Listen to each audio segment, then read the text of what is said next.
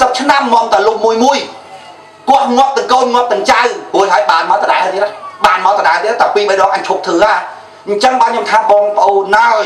ធ្វើម្ដងណាធ្វើឲ្យស្រេចហ្មងទុកឲ្យកូនចៅយើងស៊ីបងធ្វើពីដើមមកបងប្អូនមិនដែលបានគេនិយាយឲ្យស្ដាប់គ្នាបានហើយបានទៅទេ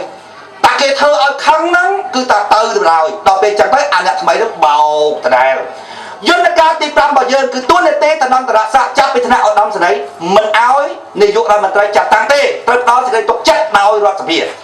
យន្តការទី6គឺអជាក្រិតមន្ត្រីរាជការសប្ងៃបងប្អូនគេចង់ចូលបកណាមិនបាន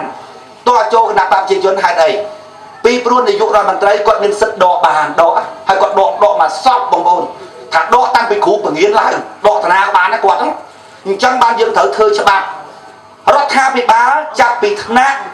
អនុរដ្ឋមន្ត្រីទៅឡើងទៅលើទៅស្រុកគេបងប្អូនស្រុកថៃខ្ញុំមើលកសែតដូចជា40នាក់ជាងស្រុកបារាំងដូចជា20នាក់គណៈរដ្ឋមន្ត្រីជាង20នាក់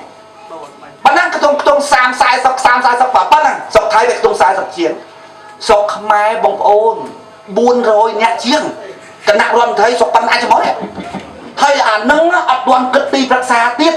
ម្នាក់ទីប្រឹក្សាអូរយងទាំងអស់និយាយពីឯកឧត្តមហើយនឹងលោកជំទាវនិយាយពីជំទាវចំទឹកគេនឹងនិយាយពីពោពេញមកអាខ្លះគ្រាន់តែតកងឡានរដ្ឋមន្ត្រីប្រពន្ធគឺគេហៅជំទាវដែរខ្ញុំថាហៅទៅអើយបើឯងឆ្លាញ់ពីហ្នឹងហៅឲ្យហៅទៅតើ LDP ឈ្នះឆ្នោតណាធ្វើច្បាប់កាត់ឲ្យលីងជំទាវចំទឹកហើយនឹងឯកឧត្តមមែនទេមានលោកបងប្អូនចង់ហៅគេជំទាវទៀតអីមកបងប្អូននឹងបានធ្វើជំទាវអីហេចង់លឹកចង់ក្រាបឯងបងប្អូនធ្វើទាំងអស់គ្នាដាច់ម៉ាត់អាចជំទាវអស់ហ្នឹងលេង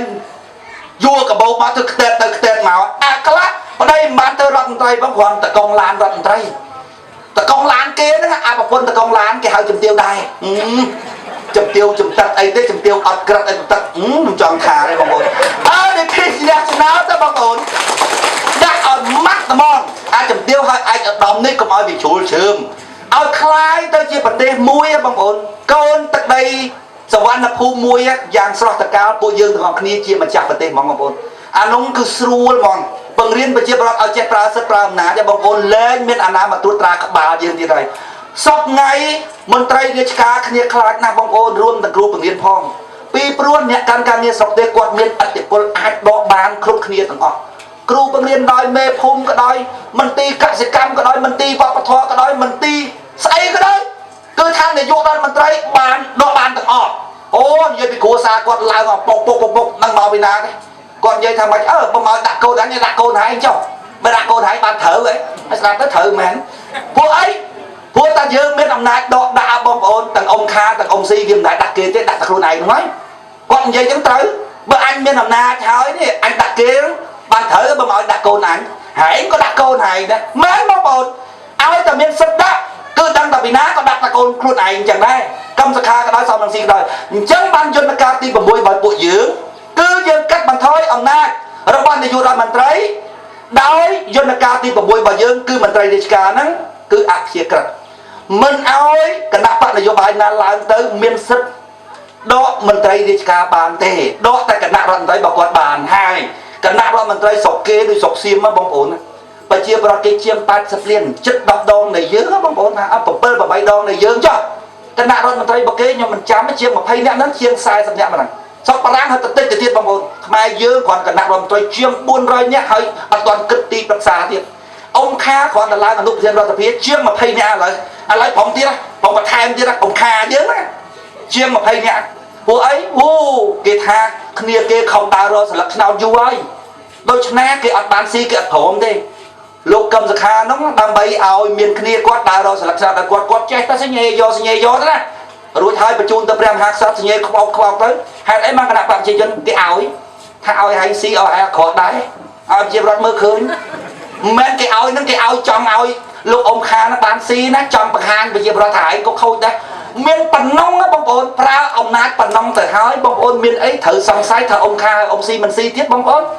ត្រូវតែស៊ីអញ្ចឹងបានពួកយើងថាអត់ទុកចិត្តអាណាទេតើតរៀបចំប្រព័ន្ធគេថាមន់នេះដាក់លើចង្កុកស៊ីស្រូវមន់អញមិនស៊ីទេមន់អាណាគាត់ជឿទេត្រូវតែធ្វើវិធានការយន្តការ8ចំណុចរបស់យើងគឺជាវិធានការ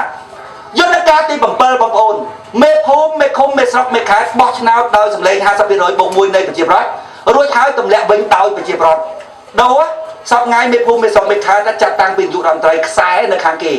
ដល់ពេលយើងបោះឆ្នោតដល់យើងទម្លាក់វិញដល់យើងខ្សែនៅខាងយើងដូចបោះសេះប្រជាធិបតេយ្យជាទម្រង់នៃការដឹកនាំរដ្ឋមួយដែលសិទ្ធិនិងអំណាចក្នុងដៃរបស់ប្រជាប្រដ្ឋអ្នកកាន់ការងារប្រទេសជាតិគ្រាន់តែជាតំណាងទេឥឡូវអត់ទេណាអ្នកកាន់ការងារប្រទេសជាតិជាម៉ែជាឪណាយើងអត់ដឹងធ្វើម៉េចគេទេវាសនារបស់យើងទុកលើដៃគេនេះគឺជាយន្តការទី7របស់យើងគឺមេភូមិមេឃុំមេស្រុកមេខេត្តបោះឆ្នោតដោយប្រជាប្រដ្ឋរួចហើយទម្លាក់វិញដោយប្រជាប្រដ្ឋយន្តការចុងក្រោយបំផុតគឺយន្តការទី8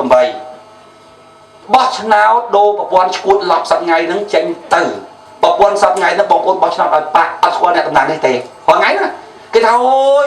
បងប្អូនអើយថ្ងៃ27កក្កដា27ខែ7សូមបងប្អូនទៅបោះឆ្នោតរើសតំណាងរាស្ត្រមិនរើសតំណាងរាស្ត្រណាគួរឲ្យទៅប៉ះ